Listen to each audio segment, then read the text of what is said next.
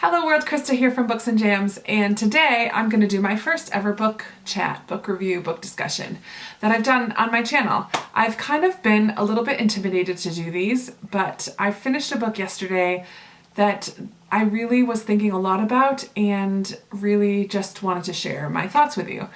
So let's just get right into it. Oh, before I do, I want to show you the jams I'm wearing. There we go. I have Friday Flannel is this one, and Into the Woods is this one. Aren't they great for fall? Now let's refocus. Okay, sorry about that little side note, but I finished Wolf by Ryan Graudin yesterday. I was doing this as a buddy read with Read, Create, Repeat Homeschool, and I'll link her channel down below.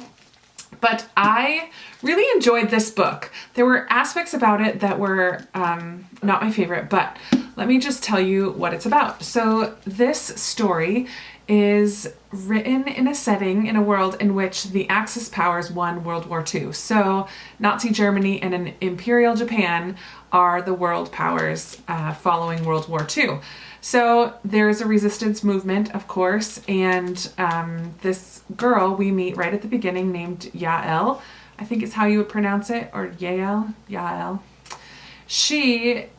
We meet her when she is headed to a death camp, one of the camps that the Nazi Party had. She's a Jewish girl and she's quite young. I don't know if it ever says how old she is, but she's quite young. So this book is written in two time periods, so now and then. So the now is when Yael, the main character, is in the resistance, and her job is to enter the Axis Tour, which is a motorcycle race that goes all the way through the Axis powers territory into Japan. So it starts in Germania and finishes in Japan. So Yael's job is to enter the race, win the race, and then kill Hitler. That's her job in the resistance. But throughout the story, we go back to the then sections, the past, and we learn about 5 people who greatly impacted her life. And she gets wolves tattooed on her arm, 5 of them, to cover the tattoo of the numbers from when she entered the death camp. I really loved this story. I loved Yael. I loved her development. I loved seeing her come to grips with her past, not come to grips with it, but recognize the impact that her past and the people from her past, the impact that they have on her life and who she is becoming. And her progression to discover whether she truly is a monster, as people said when they first discovered that she could skin shift, or if that's a part of who she is and allows it to give her strength. One of the things, as she's discovering these 5 people, there's a little statement that is made at the end of one of the chapters that kind of lays out how each of the 5 people from her past greatly impacted her life. And I was really thinking about that a lot after finishing this book. I mean, we're all impacted by the people that come across our paths. And I sadly have had many of my close family members pass away. And so I just wanted to share 5 people from my life that have passed away who have greatly impacted me. So these are not my wolves. I don't have them tattooed on my body anywhere, but I'm greatly impacted by their lives. And so I am going to just share with you my 5 wolves, or maybe my angels. I don't know. The 5 people in my life that are no longer with me, that have made a huge impact on how I live and who I am. So the first is my dad. My dad passed away when I was 21. It was my senior year of college, and I'm the oldest of 8 children. So it was completely devastating to my family. It was a surprise. We were not prepared for it. It is still a long road of not getting over it, because you don't really ever get over grief like that. But yeah, it's been a long journey. It's been 19 years now. I would say that my dad is the one who taught me to love. If you knew my dad, you were loved by him. He loved people. He loved children. He loved everyone that he came across, and they knew it. And he always made people feel important. He always made people feel listened to. And he truly, truly loved people. He worked with World Relief, helping refugees from Vietnam come to America. We have adopted siblings in my family. We have done foster care when I was younger. My dad just really knew how to love people, and I have learned that from him, and hopefully love people better because I knew him. The second one I would say is my Aunt Judy. This is my dad's sister, and she struggled her whole life with diabetes, a severe case of diabetes, and had one struggle, physical health struggle after another, and yet was incredibly joyful. So I would say about my Aunt Judy that she was the one who taught me to have joy in the midst of suffering. I loved my Aunt Judy. I still think she's one of the most amazing people I knew. People would come to her house to bring her dinner or to be a blessing to her in some way, and always without fail left feeling blessed and feeling lifted up and feeling encouraged because of her joy. She never, I don't remember ever hearing her complain. And if anyone had a reason to complain, it was her. She ended up having both legs needed to be amputated, fingers had to be amputated. She was blind in one eye.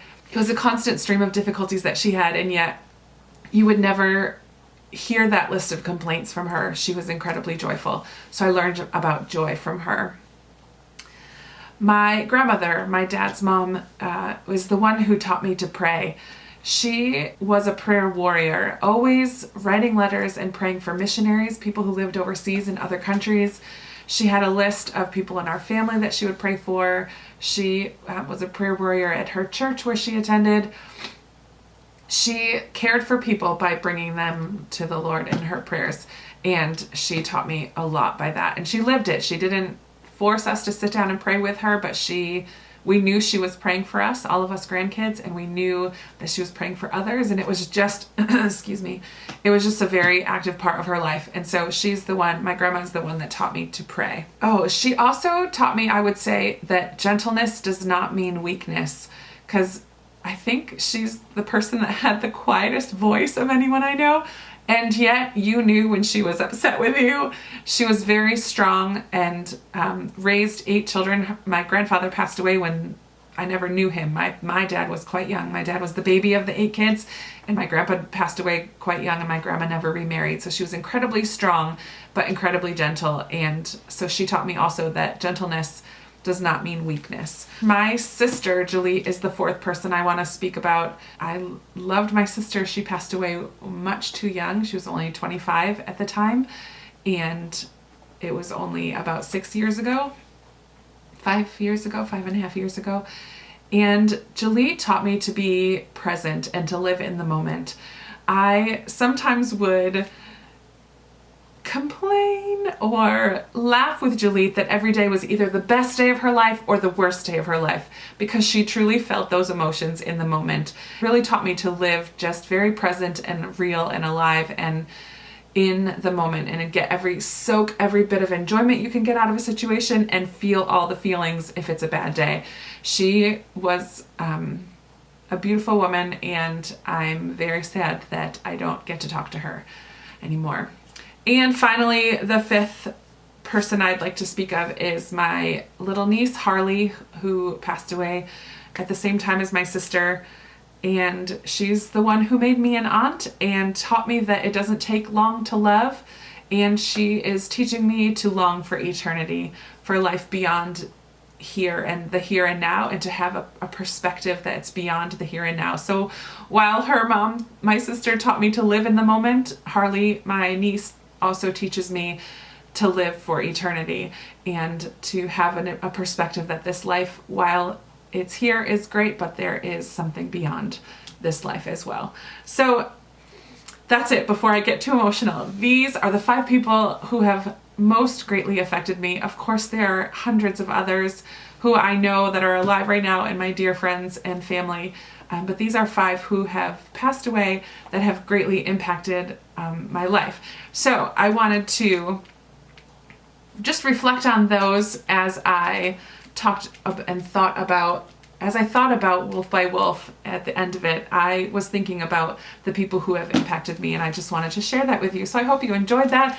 I would recommend this book. It's very good, and I'm really looking forward to picking up Blood for Blood. I'm going to borrow it from the library soon. Yeah, let me know if you've read this book, what you thought of it, and I will probably say a few more things about it in my wrap-up. There were things I forgot in this video, but it's plenty long enough, so I'm going to close there.